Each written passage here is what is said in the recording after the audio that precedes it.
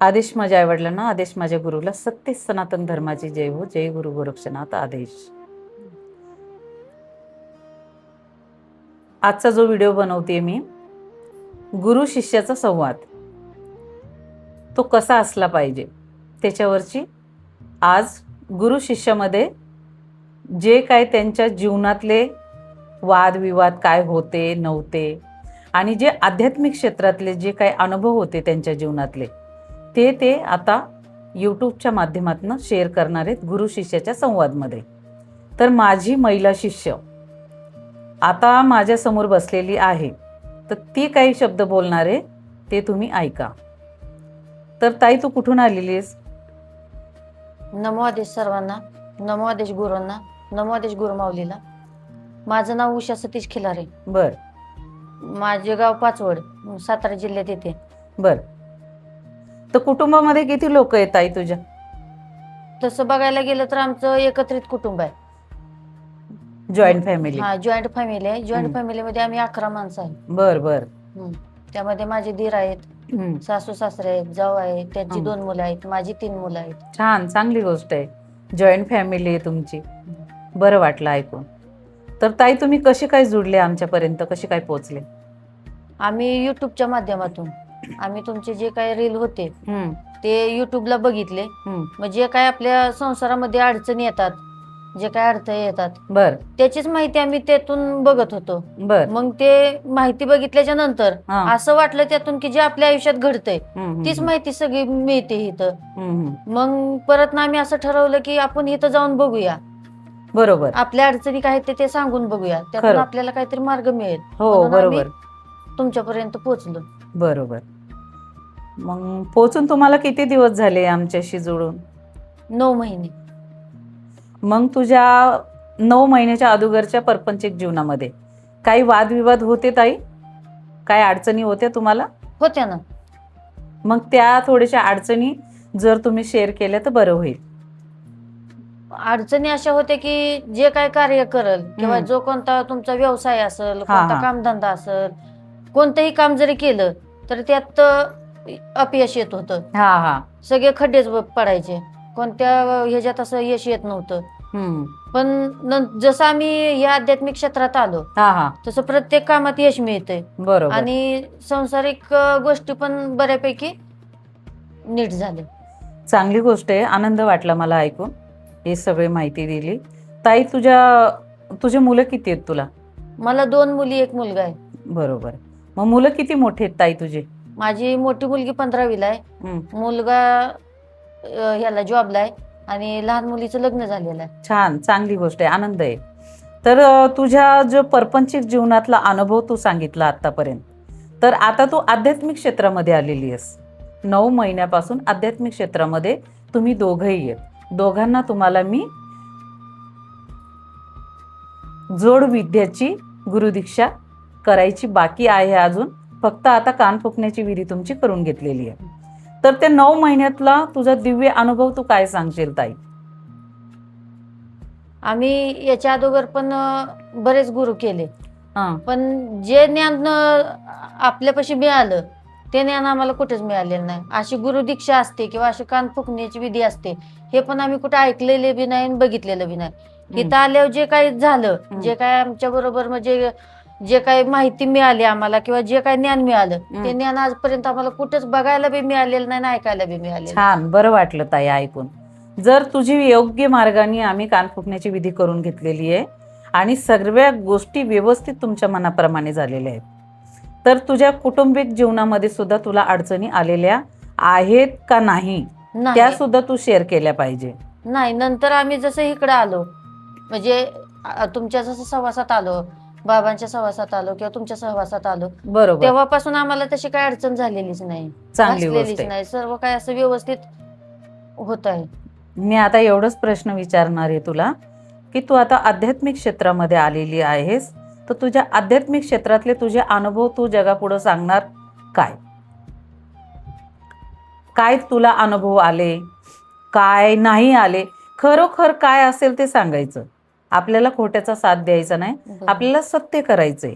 सत्य कर्मधर्माला धरून आपण मार्गदर्शन माझ्या शिष्यांना देते मी आणि मी सुद्धा सत्याच्याच मार्गावर चालते. हो. तर तू 2 शब्द सांगावस अशी माझी अपेक्षा आहे. कारण की का, माझ्या आया बहिणींना मी बोललेली आहे, माझ्या बंधू भावांना बोललेली आहे की इथून पुढची माहिती गुरु शिष्याचा संवाद कसा असणार आहे, कसा नसणार आहे, ते तुम्ही स्वतः यूट्यूबच्या माध्यमातून बघा किंवा ऐका.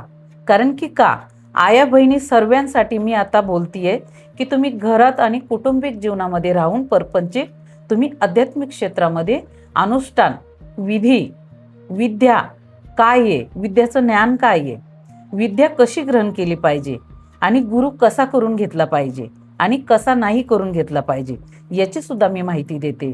कारण की 2 दिवसाआड मी लाईव्ह असते, सगळ्यांसाठी लाईव्ह असते. आता बरेच दिवस 2-3 दिवस मी लाईव्ह नव्हते, लेट झाली. त्याचं कारण असं होतं की खूप मोठ्या पूजेमध्ये होतो आपण, आणि ती पूजा कशी होती, काय होती हे तुम्ही स्वतःनी बघितलेले. त्याच्यामुळं मी लेट झालेली होते. मी आता परवाच्या लाईव्हमध्ये बोललेली आहे की मी थोडीशी लेट झाली. त्यांची काय असेल ते मी माफी पण मागून घेते. कारण की मला सत्याच्या मार्गाने चालायचं आहे, मला खोटं करायचं नाही आहे. ठीक आहे ना. तर मी आता आध्यात्मिक क्षेत्रातला तुझा स्वतःचा अनुभव सांगशील, हे माझी अपेक्षा आहे. आध्यात्मिक क्षेत्रात इथं आल्याच्या नंतर जे आमच्या आयुष्यात जे बदल जे घडत गेलं ते एकदम अलौकिक होते. कोणी विश्वास पण ठेवणार नाही की असं काय घडल म्हणून. मला स्वतःला सुद्धा माझ्यावरती विश्वास नव्हता की मी असं काय करेन पुढे म्हणून. छान वाटलं मला ऐकून. मी जशी आध्यात्मिक क्षेत्रात आल्यापासून म्हणजे माझ्या स्वतःच्या आईनं माझी एवढी काळजी घेतलेली नाही, एवढी काळजी तुम्ही घेतलेली आहे माझी. त्यामुळे मी जगाला सांगू शकते की कोणतीही महिला की अशी न खचून जाता खंबीरपणे, धीटपणे या मार्गावर चालू शकते. एकदम छान वाटलं मला ऐकून तू बोललीस असं. पण मला एक म्हणायचं आहे ताई तुला, कारण की का, महिला हे कुठेच मागं नाही राहिल्या पाहिजे. महिला या सर्व सामर्थ्यवान आहेत आणि त्यांचं सामर्थ्य त्यांनी घर कुटुंबामध्ये न लावता तर आध्यात्मिक क्षेत्रामध्ये सुद्धा लावलं पाहिजे. त्याचं सुद्धा त्यांनी ज्ञान घेतलं पाहिजे. माझी ही इच्छा आहे. तर आता तुझे जे अलौकिक अनुभव तू सांगतेस जगापुढं, तर ते तू 2 शब्द सांगावस अशी माझी इच्छा आहे. मी ह्या क्षेत्रामध्ये आल्याच्या नंतर आमच्या गावाकडचे जे काय प्रॉब्लेम होते, ज्या काय अडचणी होत्या, त्या एकदम अशा सहज अशा ही होत्या, सॉल्व्ह होत होत्या. बर. त्याच्यानंतर आम्ही जे काही अनुष्ठान केले, जे काही विधिविधान केलं, ते एकदम असं सत्य कर्मधर्माला धरून केलेलं आहे. पण जे काही बाकीचे लोक आहेत, जे काही नावं ठेवणारे लोक असतात, हा बरोबर असतात, ते लोकांनी भरपूर नावं ठेवली आम्हाला. काय बोलली ही अशा कसे, म्हणजे काहीतरी करायला लागलेत म्हणून किंवा कशाच्या तरी नादाला लागलेत म्हणून असे बरेच लोक, काय लोक आमच्या संग बोलायची पण बंद झाली. पण आम्ही त्यांचा विचार न करता की सत्य कर्म धर्म काय आहे हे जाणून घेण्यासाठी आम्ही इथपर्यंत आलेलो आहे. छान वाटलं मला ऐकून. आणि हेच मार्गदर्शन मी माझ्या स्त्रिया जे महिला आहेत त्यांना देते. मी त्यांना परपंचिक सुद्धा ज्ञान देते, कुटुंबामध्ये कसं राहिलं पाहिजे आपण, आणि आपले पती परमेश्वर त्यांच्याबरोबर आपण कसं राहिलं पाहिजे, आणि आध्यात्मिक क्षेत्र काय आहे त्याचं सुद्धा मी माझ्या शिष्यांना ज्ञान देते. तर तुला हे ज्ञान देताना मी कुठं कमी वाटले का? नाही. मग तुला मी हे सगळं ज्ञान दिलं का? सगळं दिलं. मग ते ज्ञान तू काय सांगशील जगापुढं? ते ज्ञान मी सांगते म्हणजे आमची परिस्थिती नसताना किंवा आमचं काय नसताना आम्हाला स्वप्नात सुद्धा वाटलं नसेल की आम्ही ह्या देवापाशी जाऊन येऊ, त्या देवापाशी जाऊन येऊ, किंवा कुठल्या तीर्थापाशी जाऊन आपली तिथनं काही भेट होईल किंवा काय असं होईल, असं स्वप्नात सुद्धा वाटलं नव्हतं आम्हाला. त्या ठिकाणाहून तुम्ही आम्हाला फिरवून आणलेलं आहे. त्यामुळं हे सगळं अलौकिकच आहे आमच्यासाठी. छान वाटलं मला.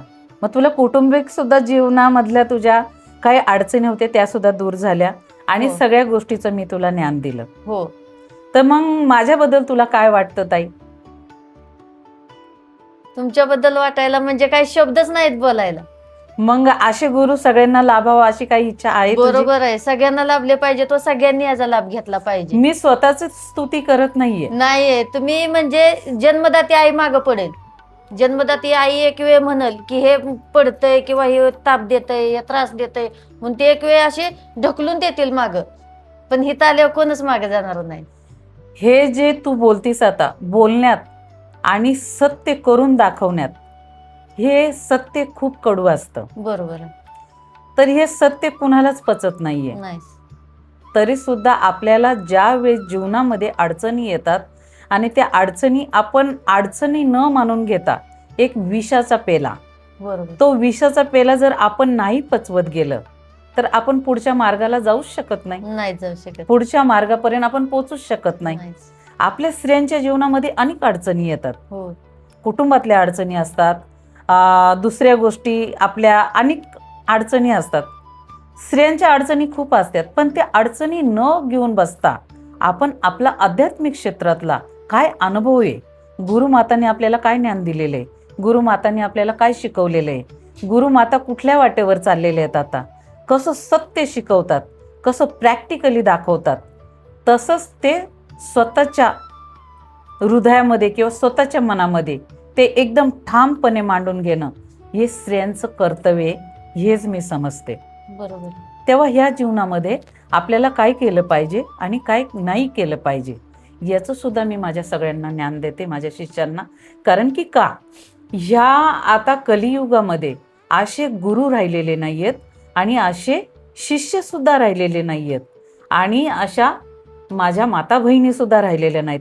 अनेक ठिकाणी फसतात, अनेक ठिकाणातनं निघतात, कारण की त्यांचं सुद्धा खोटं नाही आहे, त्यांचं सुद्धा सत्यच आहे. कारण की का जगामध्ये चाललेलंच आहे तसं, तर त्या सुद्धा कुणावर विश्वास ठेवणार आणि कुणावर नाही ठेवणार. तेव्हा मी स्वतः सुद्धा बोलते, तुम्ही आमच्यावर सुद्धा विश्वास ठेवू नका, तुम्ही स्वतः अनुभव घ्या आणि कुठंही जाताना आपल्या पती परमेश्वर आपल्या सोबत असणं खूप गरजेचं आहे. कुठल्याच महिलांनी एकटं कुठंच जाऊ नये आणि कुठं कितीही चांगलं सांगितलं कोणी तरी सुद्धा कुणाचंही ऐकून गेलं नाही पाहिजे. मी हेच सांगेल सगळ्या स्त्रियांना. कारण की काय जगामध्ये जे चाललेलं आहे, जगामध्ये जे घडतंय ते आम्ही स्वतःच्या डोळ्यांनी बघतो आणि स्वतःच्या कानांनी ऐकतो. तेव्हा आम्हाला तो खोटेपणा तसा करायचा नाहीये, आम्हाला सत्याच्या मार्गाने चालायचं आहे.